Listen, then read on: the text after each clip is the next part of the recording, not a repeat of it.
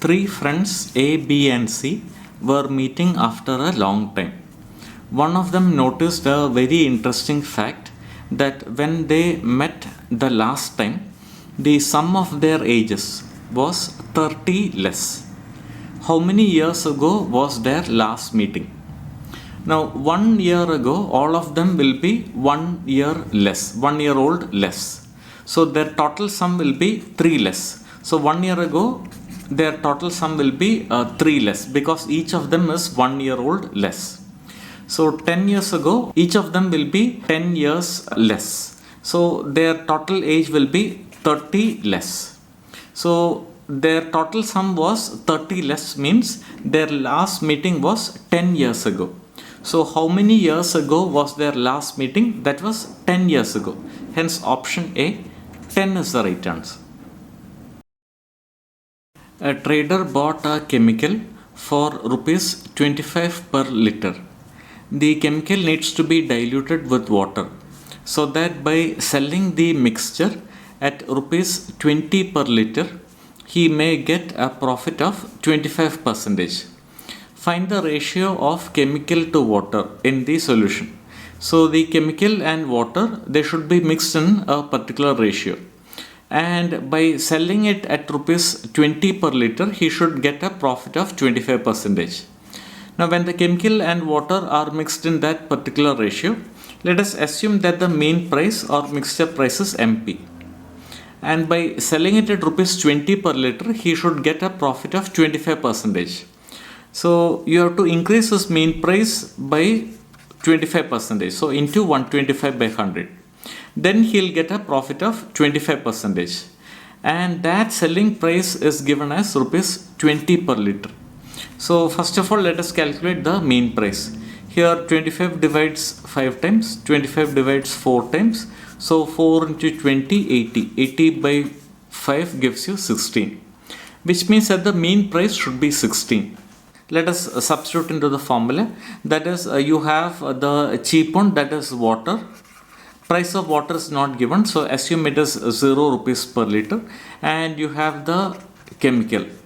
And the price of the chemical is rupees 25 per liter. In what ratio should they be mixed so that you will get a mixture which costs 16 rupees per liter? So that by selling it at rupees 20 per liter, he'll make a profit of 25%. So let us substitute into the mixtures and alligations formula. That is quantity of the cheap one, water, to quantity of the expensive one, chemical. That ratio is obtained as price of the expensive one, 25, minus mean price 16, divided by mean price 16 minus price of the cheap one, 0. So that is obtained in the ratio 25 minus 16 is 9 is to 16. So water is to chemical, that is cheap one is to expensive, should be mixed in the ratio 9 is to 16. What they are asking is ratio of chemical to water. So quantity of chemical to quantity of water, that will be 16 is to 9. So the required ratio is 16 is to 9, option B. The speed of a boat in still water is 10 kilometers per hour. If it can travel 20 kilometers downstream in the same time as it can travel 12 kilometers upstream. So we can equate the time. That is, in the time that it does 20 kilometers downstream, in that much time it will do 12 kilometers upstream. So first of all, let us calculate the time required for downstreaming. Distance is 20 kilometers by effective velocity b plus r. Downstreaming effective velocity b plus r. So this is the time required for doing 20 kilometers downstream. Distance by speed gives you time. This is equal to the time required to do 12 kilometers upstream. Distance is 12 by effective velocity b minus r. So this is the equation that we get. The speed of the boat in still water is 10 kilometers per hour. So b is 10. So let us substitute the value here. B is equal to 10. So 20 by 10 plus r is equal to 12 by 10 minus r. So you will get 10 minus r by 10 plus r, that is equal to 12 by 20.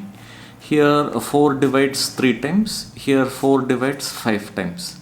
Now I'll just cross multiply. So 5 into this, that is 50 minus 5r, that is equal to 3 into this, 30 plus 3r. I'll just bring 5r to this side, so that will be 8r is equal to 50 minus 30, that is 20. So r is equal to 20 by 8, that is 2.5 kilometers per hour. So what is the speed of the river? That is r. That you will get it as 2.5 kilometers per hour, option A. A train passes a pole in 15 seconds. Now for the train to pass the pole, the full length of the train has to be passed. So distance to be covered is the full length of the train, we'll take it as t. And the speed of the train, we'll just take it as s. And the time required is 15 seconds. So this is the first equation. Also, it passes a platform of length 100 meters in 30 seconds.